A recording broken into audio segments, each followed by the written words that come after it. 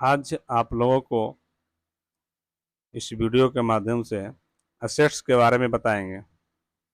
Assets कितने प्रकार का होता है और दोनों, तो इसकी के बारे में आज आप लोगों को बताएंगे। तो आप लोग इस वीडियो को कहीं से भी देख रहे हैं तो इस वीडियो को पूरा देखें और लाइक कमेंट करें, और जो लोग नए लोग हैं उन लोग सब्सक्राइब करें। देखिए, असेट दो प्रकार के होते हैं। एक होता है करेंट असेट, चालू संपत्ति, और एक होता है फिक्स असेट, स्थिर संपत्ति। चालू संपत्ति, करंट असेट, ये वे संपत्ति होती है जिन्हें एक वर्ष के भीतर बेचा या नकदी में बदला जा सकता है, जैसे कैश, इन्वेंट्री या तुरंत प्राप्त होने वाले खाते। ठीक है, ऐसे को करंट असेट कहते हैं। जैसे में यदि हम हमारा जो बैंक अकाउंट है, बैंक अकाउंट करंट असेट के अंदर आएगा। इन्वेंट्री, जो सामान हमारे पास से आ रहा है और जा रहा है, ठीक है, और बढ़ोतरी हो रहा है, तो वैसे इन्वेंट्री को भी करंट असेट कहते हैं। यदि कुछ इन्वेंट्री यानी कुछ सामान वस्तु हम बेचने के लिए यदि खरीद रहे हैं, परचेज कर रहे हैं और फिर उसको बेचने के लिए खरीद रहे हैं, तो उसको हम गुड्स के अंदर मानेंगे, ये करंट असेट के अंदर नहीं आएगा। करंट असेट के अंदर यानी हमारे पास जो संपत्ति है, चालू संपत्ति बोलते हैं, कि चालू संपत्ति है, आना और जाना लगा हुआ रहता है। ठीक है, वैसे ही संपत्ति को हम कहते हैं करंट असेट। और फिक्स असेट है जो स्थिर संपत्ति है, जो पर्सनल यूज के लिए, अपने ऑफिस के लिए, अपने घर के लिए और खास करके अपने लिए यूज के लिए जो भी हम संपत्ति को रचते हैं, यानी संपत्ति को खरीदते हैं यानी लेते हैं, वैसे को हम फिक्स असेट कहते हैं। जैसे में कंप्यूटर, फर्नीचर, कार है, ठीक है, यानी और सब जो ऑफिस के लिए जो भी वस्तुएं सामान खरीदते हैं, घर के लिए सामान जो खरीदते हैं, वैसे को फिक्स असेट कहते हैं। यदि हम कार खरीदते हैं अपने यूज के लिए तो फिक्स असेट में जाएगा।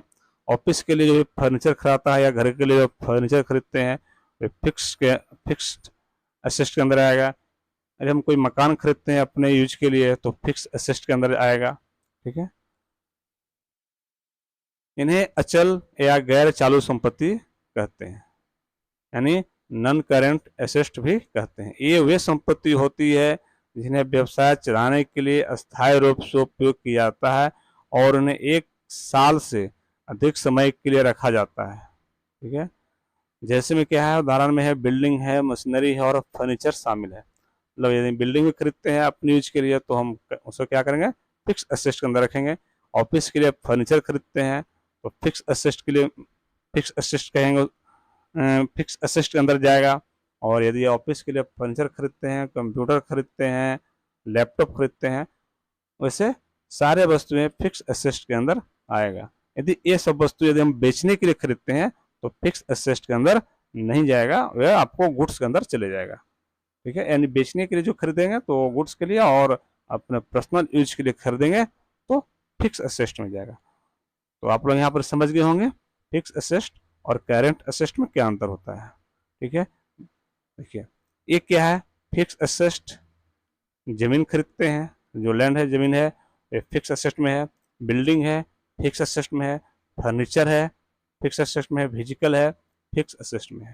Current asset, cash, accounts, inventory, ये सारे क्या है हमारा करंट असेट में, ये सब सारे हैं। ठीक है, एक देखिए करंट असेट में क्या है, देखिए करंट असेट में कैश करंट असेट के अंदर जाएगा, क्योंकि कैश हमारे पास आता भी है जाता भी है। बैंक अकाउंट में क्या होता है, पैसा जमा भी करते हैं और निकासी भी करते हैं, एंड ट्रांजैक्शन आना जाना लगा रहता है। ठीक है,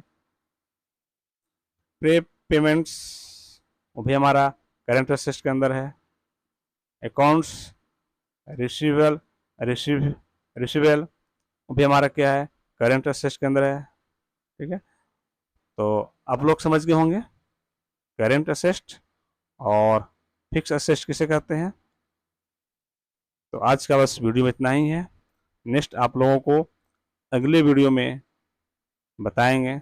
आज का बस इतना ही।